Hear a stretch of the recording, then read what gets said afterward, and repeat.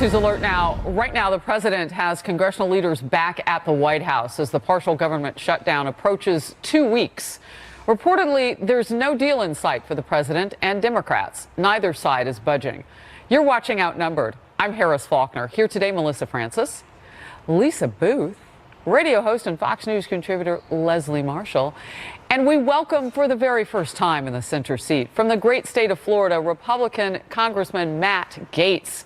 Great to have you. Welcome. Good to be here. I tell you, I've done almost every show on your network, but this couch has been my white whale. Aww, the chance to be here with you, this caps a career of mission accomplished. Moby. Yes, that's right. We'll call you Moby. I love the cobalt suit, by the way. They said gorgeous. loud colors, right? so yeah, good to see bringing you. freshness to the couch. Hey, I got to Love bring it. some style to the Congress. I mean, you go in there sometimes. Oh, I mean, good point. They still wear pleats. Oh. Should I mention what I heard in the green room about somebody's jacket? I won't. Wow. Already Now throwing I wanna shade. know. Throwing Yeah. shade early. I like it. Okay. Oh, my goodness. Welcome. All right. So you kind of alluded to the fact, and I want to put a fine point on it. There's a wall on the border in California where Nancy Right. Pelosi has been a congresswoman for 3 decades. Like, I don't understand. And it has been in written form with Democrats voting for it. I'm going to peek over your shoulder now to Leslie Marshall and just ask you about that. Can it be called something else? I know Melissa and I have been talking about this on the couch for weeks. We get the marketing value for the president's side. We now get the marketing value for the Democrats because they can say no wall money.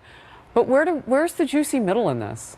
Well, the difference is, and there is fencing that is badly in need of The president has repair. been spending some money that was already allocated by Democrats, I might add, right. to restore some of those porous areas. But when you look at the way it is right now, and it's not just semantics, it is a matter of not just cost, but how much of that wall and how much of that border is in fact a wall, and is that good enough for security? It isn't. We just heard about the vice president with Tucker Carlson last night talking about drugs. One of the problems that we have had on the border in California are the underground tunnels, which a wall does nothing to address and drones do nothing to address. This issue, and I said yesterday, it goes bigger. You talk about one of the reasons that they're coming here, it's that carrot of opportunity that's being dangled. Nobody is addressing that. Comprehensive immigration reform has to include border security. Both sides want that. But speaking of both sides, we now have Democrats saying, hey, let's put forth something you guys on the right already agreed to, and now the Senate's saying, no, we don't like that. Well, you already agreed to it in the past. All right, let me ask you, Lisa, because Democrats already agreed to funding for a double Which I did not barrier agree fence. with. So I did not agree. I just want to make sure that we push back on that before we on go back. either side. But we always get back to the same place in the argument. And I think this is what is so frustrating to me and to so many regular Americans out there. I feel like politicians and even pundits on both sides can make words say anything to make their argument. That's the skill. That's how you get elected. That's how you stay on television. But the reality of what's underneath it is that very simple phrase that you just said, which is input resources to output security.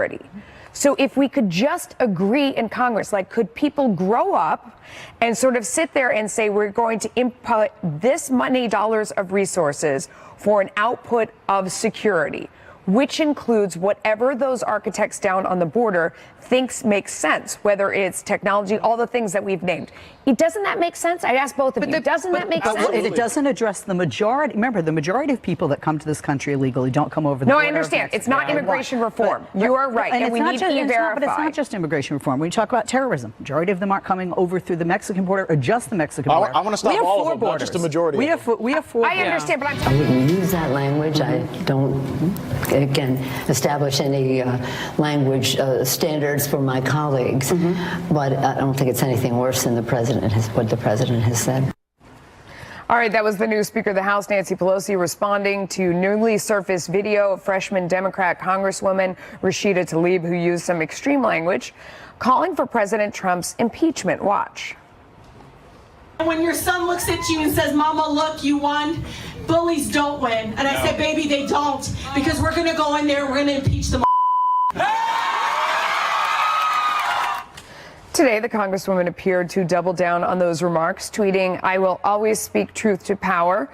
And earlier, Republican leaders also responded to the video. Here's how Minority Leader Kevin McCarthy and House GOP Caucus Chairwoman Liz Cheney reacted.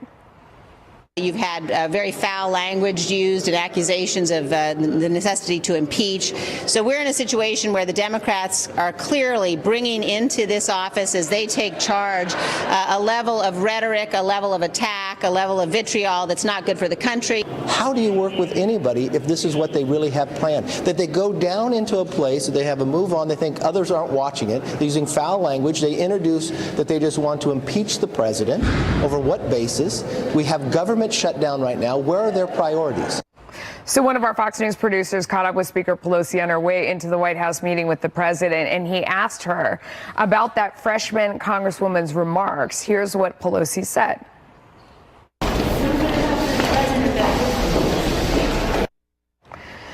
Okay, so we're going back to that place where, you know, somebody's saying you can't use the language, and there's, oh, the president did it. Frankly, I mean, I don't know. I may be alone. I don't really care about the language. My ears are not that sensitive. It's more about the fact that if she really did say this to her son, to me, she was lying to her son and to her constituents, because they don't have any hope of impeaching the president. They're not going to get that through the Senate.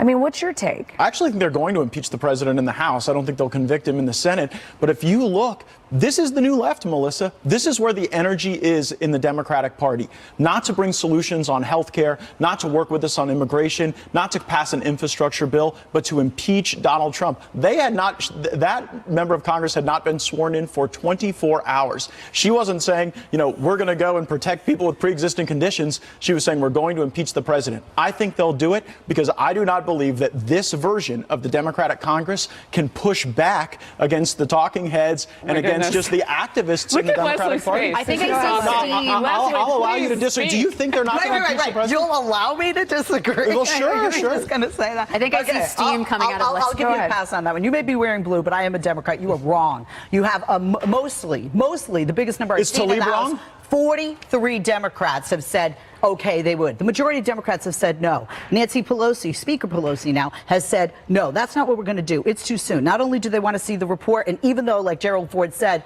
the House can impeach the president for pretty much whatever they deem is an impeachable offense, that's not going anywhere. That's not what, exactly. Right. And by the way, can I tell you something? If we were going to impeach him, we would do it, I believe we would do it if he did get reelected when we get, hopefully, majority in the House, and that could be done. But you're making my point that it's not. She said yesterday that these might be impeachable offenses. The majority of Democrats don't want to impeach the president. 70% of Democrat primary voters believe in impeachment. 70%. That's a fact. They want to remove the president. And removing the president is not impeaching the president. It is making him a one-term president. That's not what the polling says. And the way the polling, Hillary Clinton would be our president. So then what do you make of her remark, Leslie? Because then that was my point, is that her remark was, I don't care if it's offensive, it was untrue. I mean, they're not going to get him out. By virtue of electing her, you're not putting her in there so that she can remove him, you know, within the next year. That's it. Boom, you're going to be done with it. But that's what she's implying, says, Lisa, that the House can do this because if they have the votes, they can impeach. It doesn't mean that it's going to happen. He's not going anywhere. Because it's not going to go past the Senate. Politicians do that all the time. I'm going to do this. I'm sorry. I'm going to do that. But this is day one, and this is already where they are, right? Hold on. Okay. Well, she also is saying that President Trump sounds like a bully, and then she kind of sounds like a bully there. Can you impeach somebody for being a bully? No, but if I'm being perfectly honest, both sides have a problem with this kind of language. I would be intellectually dishonest to sit here right now and say that both sides don't have an issue with this. It's childish and unimaginative. But to Leslie's point, you also have Jerry Nadler, who's going to be the Judiciary Chairman, who's made comments about impeachment and alluded to it could be a possibility. So I don't agree with you on that. And also, you are going to have obstruction and this sort of behavior from the Democrat Party. You've got someone like Maxine Waters, who's going to be the Financial Services Chairwoman, who's literally called for violence against people in the Trump administration. So all we're going to see from Democrats in the next year is obstruction and investigations. But Nancy Pelosi at times sings a little different tune. Listen to this. We have no illusions that our work will be easy and that all of us in this chamber will always agree. But let each of us pledge that when we disagree, we respect each other and we respect the truth. Congressman. Yeah, look, I think that Lisa's right. Both sides engage in sharp-elbowed language, so I don't take great offense to that. I'm more interested in where the puck is going. I think when you say that Democrats aren't going to impeach the president, only 43 voted to do it, that's like looking into a mirror and believing that it is a window. That's where you are today. But the fact that 24 hours don't even pass before you see Democrats making this call. It shows you that they're not going to be able to withstand the pressure from their own voters. Again, 70% of Democrat primary voters favor impeachment. And don't forget, we have a presidential election that's getting started already. And when you see these 87 different Democrats running for president, all trying to out-liberal each other. Is it 87 now? Yeah, whatever it is. I don't think there's a Democrat in America not running. There were only two Leslie, running. just throw your name in the hat. Wait a minute. Speaking of, can I just say, when you say throw my name in the hat, Ben Sherman from my state of California, who my party will tell you he's one of, if not the most vulnerable Democrat who was bringing up articles of impeachment. I was approached to take his seat. So this is how vulnerable he is, okay, if they called me. But here's the point on this story. So here's someone who comes out and says this, and whether or not, they say, oh, she didn't know there was a recording in the room. I mean, I'm always deeply suspicious of these things, and she has gotten a huge boost in PR. That's why she did it. Because everyone everywhere is talking about it. I mean, I mark it down as being much more contrived. 100%. What room can we walk into? Certainly not like a dressing room at most places. There are cameras everywhere. Unfortunately, at the most inappropriate moments, you may find out something that you said was on camera. Especially at a mic. Look, maybe she didn't know, but she knew. She was holding a microphone. So somebody's got something to say. I'm with Melissa. Let's put all that aside for just a second. The core issue has to do with who we want to be as leadership and as a country. And as the congressman has pointed out, is this where you want to spend your first 24 hours? And that goes both ways, by the way. Right, because you lead by example, and the president is not leading by example. It goes both ways. The president, the visual now is a second day of having lawmakers at the White House, Leslie. So if you want to talk about tit for tat, he's having them over. No tit for tat. I'm simply saying I agree with you that you need to lead by example. And then the background on the Hill is you've got people cussing. And I just want to say this. Yesterday it was drinking beer. Today it's cussing. What is it with your party, Tom Perez, DNC chairman? What is it with dropping those, no imagination? Beto? You have a whole vocabulary to choose from. Well, oh my goodness.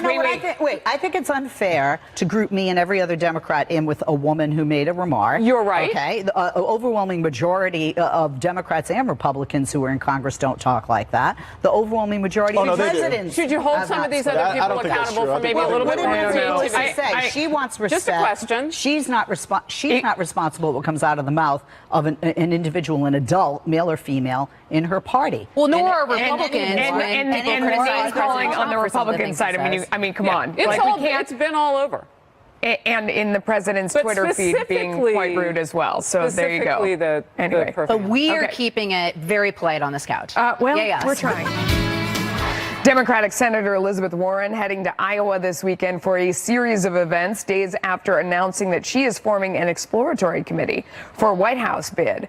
The Massachusetts Democrat also staffing up in the first caucus state where she has made at least 4 key hires, including a top staffer who served as Iowa caucus director and national caucus director for Bernie Sanders.